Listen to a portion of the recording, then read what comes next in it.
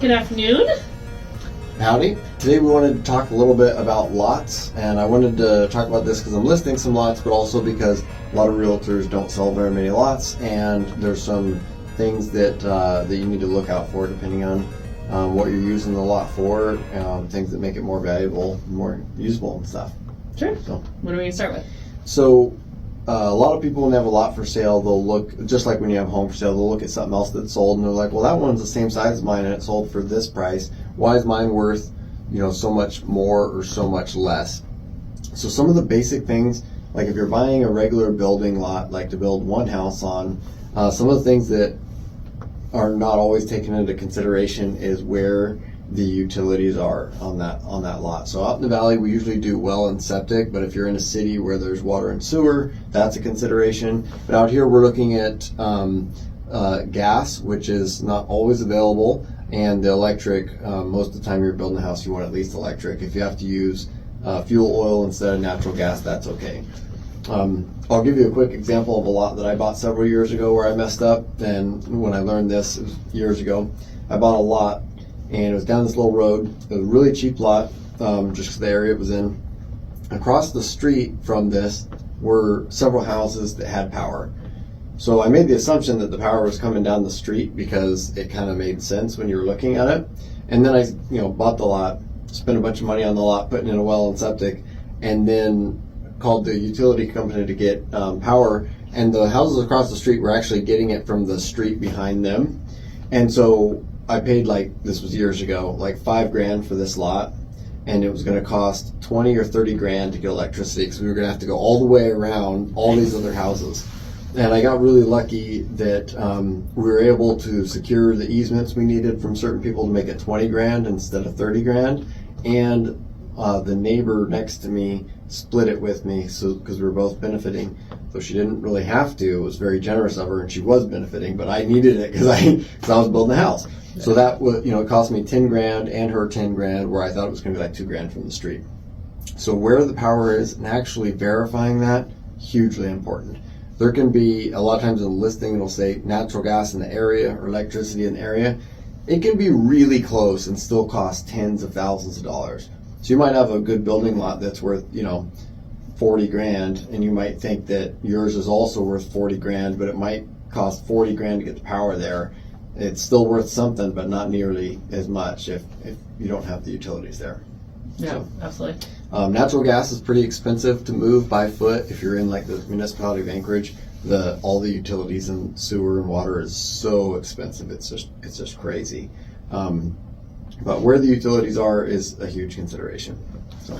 Yeah, for sure. And there's a property that I showed yesterday. It had a house built on it, but obviously it started out as a lot at one point. And what I noticed about it was that it was on almost an acre and a half, which my client really liked. And there's some degree of separation from the neighbors, which is nice, a little bit more privacy for folks who like that. But the house itself was sitting on the only buildable area of that lot. So if my client was wanting to build, a detached shop or a shed or anything like that, it might not have been super feasible because the dirt work around would have cost so much money because the house sat on a pad. The rest of it was downhill into a sloping ditch. There's trees everywhere, so now we're talking excavation, we're talking bringing in dirt, moving around dirt, making it buildable, flattening the pad, making sure that it's stable enough to put a structure on, all the things, and that can add up really quick. As far as bringing in dirt, sometimes you're lucky you've got the dirt somewhere on your property. You can mine the dirt from a hill to bring it to where you need it.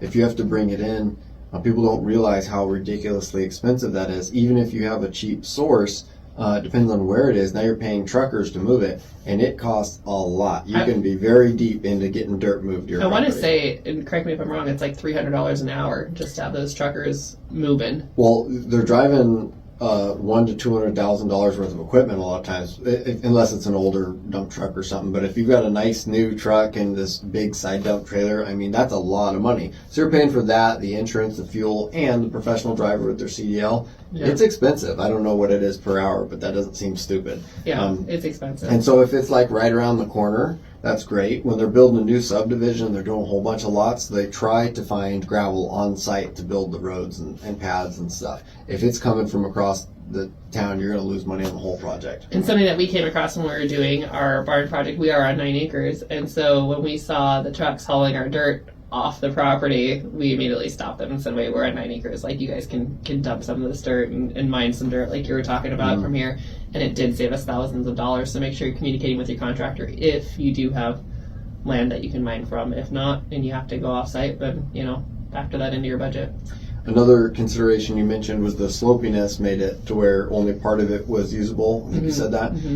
I had some lots listed several years ago that on paper they look great, and on the map they look great. It was, acre lot or a couple of them next to each other, whatever they were. I think it was a few acres total owned by the same guy.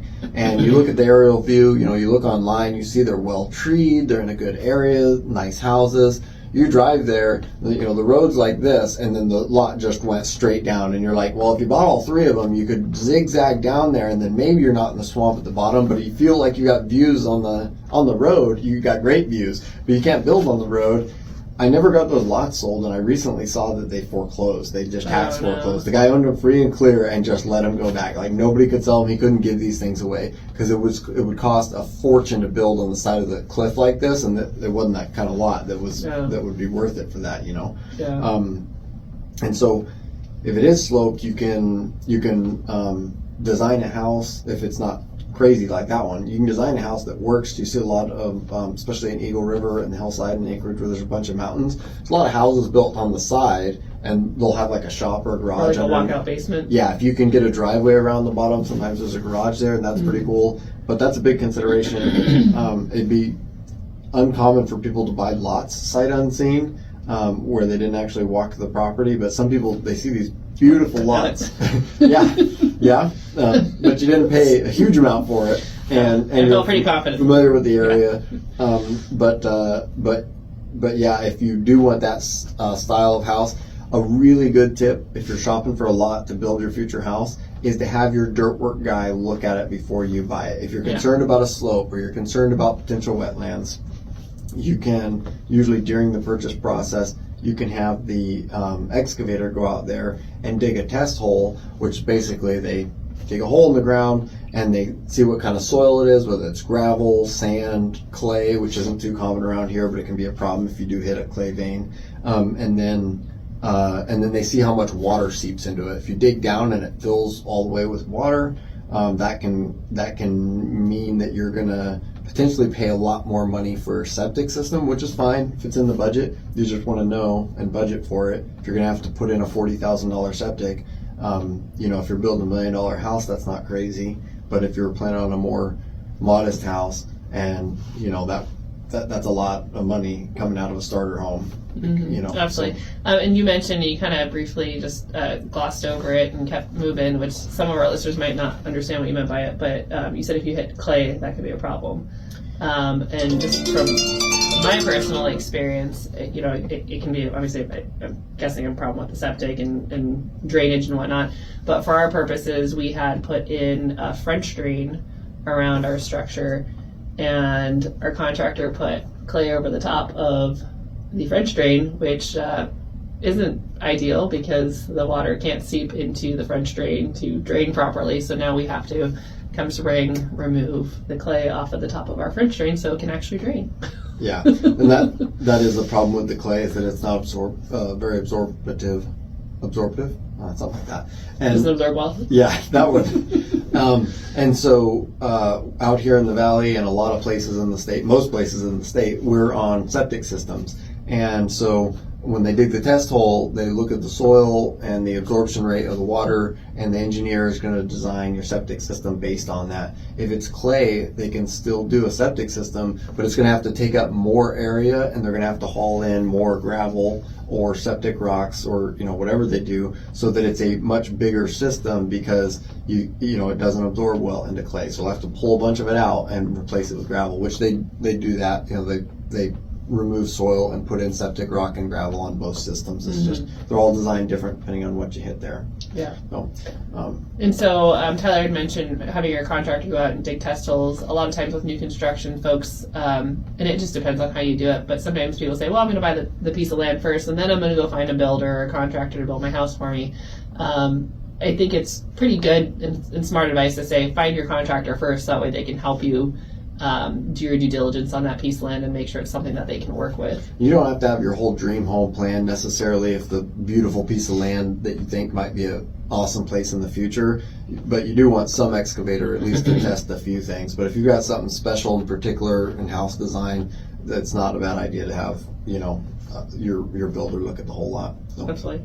On the flip side of that, other than when you're looking for a lot, if you're looking to sell a lot, here's some things that have annoyed me over the years when I've had clients who buy a lot for, say they buy it for 40 grand and then they go and they rent an excavator or hire an excavator and they push down a bunch of trees and they get it all cleared and they might spend 5 grand in dirt work, which is pretty quick and easy to do. And now they think their property is worth more because of it.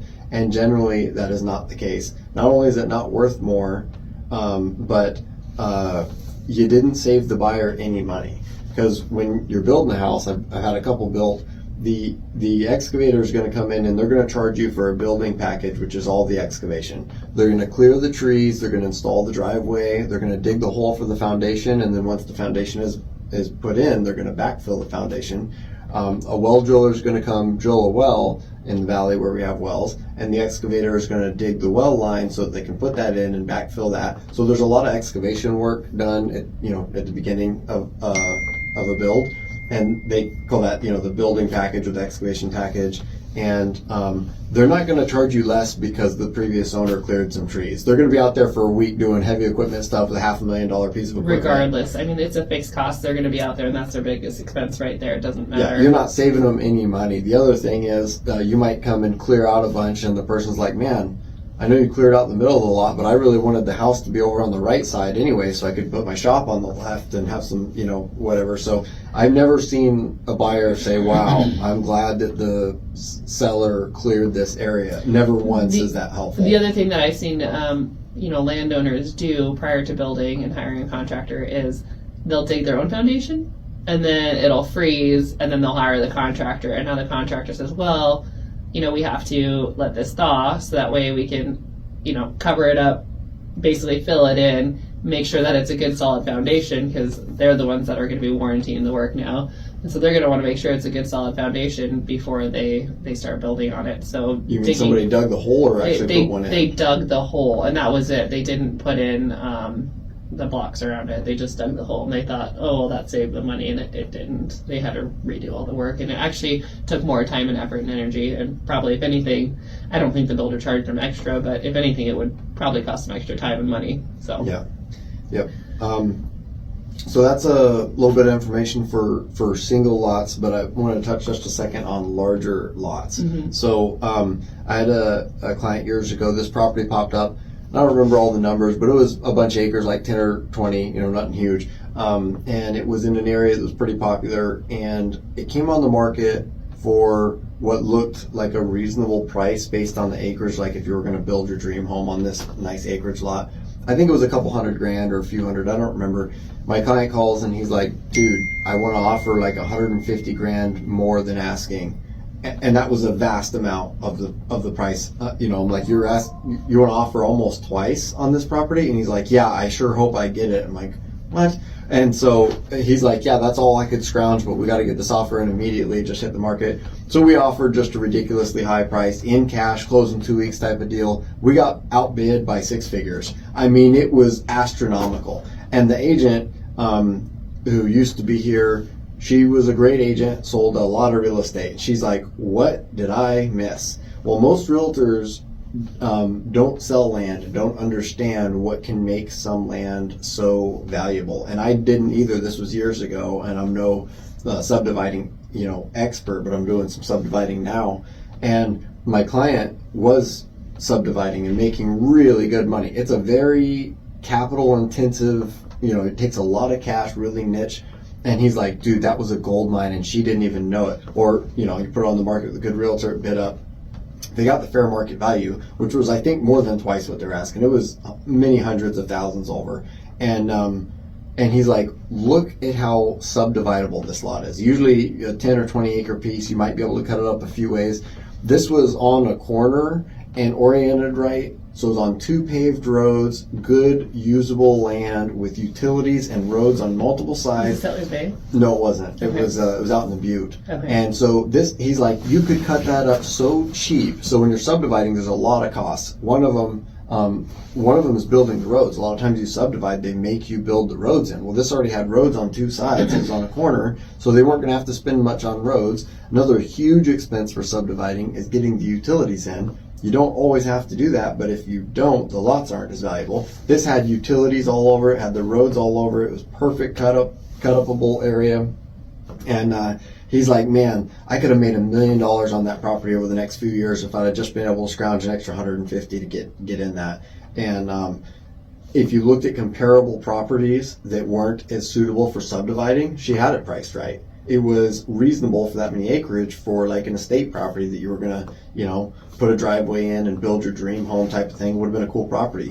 But everybody that knew what they were talking about, they're like, that is exactly what I'm looking for, to cut it up into 10 pieces or 20 pieces and make, whoever bought that probably did make $1 million over several years. And they would have had to put in a bunch more capital, but less on that one. So when you're looking at bigger parcels, whether you're looking at selling or buying, there's a lot of little nuances, what kind of trees and how old they are and how wet it is and whether there's gravel there or not. So there's a lot of things to look at. One more quick on one of my failed attempts to subdivide is I was trying to buy this 40-acre parcel one time and get it all subdivided up, and it would have made a lot of money. But before the borough lets you subdivide, you have to do test holes, and they have to verify that your lots have enough usable area for septics. They used to not require that, and people would go subdivide places into tiny little lots, like some of the neighborhoods out here. And then if you put a well and septic on one lot, and then 2 doors down you put a well and septic, the middle lot wasn't big enough to have a legal separation far enough. So you have some of these lots that were subdivided that you literally can't put a well and septic on. It's really silly. So now they require that. And I probably still could have made money on this property, but the borough was going to require me to haul in dirt, which we talked about being expensive. Was going to have to haul in enough gravel for several of these lots so that all of them had enough area for a septic, which I thought was crazy because they all had the area, and these lots I was going to be selling at a really nice price. They were going to be several acre lots, and they were going to warrant a more expensive septic. You can put a more expensive septic in, but in order for them to approve it, it was going to cost me about $300,000 in dirt before they said yes or no. And then if they said no, I'd have been bankrupt at the time. Like, I can't spend $300,000 and $500,000 on the property. So you say there could be a chance. So $500,000 on the property, $300,000 on dirt, and then if they'd have said yes, I probably would have made $1 million on that one too. I mean, it was. But your profit margin would still only be $300,000, right? If you're still talking about 5 plus, you're talking profit. I mean profit. Yeah, okay. I would have made. I don't know what I made. It was years ago. Okay. It was going to be really good, but it was going to take multiple years to do this and quite a bit of money. I was willing to spend that $300,000, but not unless they said yes first, and they weren't going to do it until then. So I had to back out of the deal because I it was one where it could have been a home run, but it could have bankrupted me if some bureaucrat said no. Yeah. And that's not the type of risk I'm into. So yeah.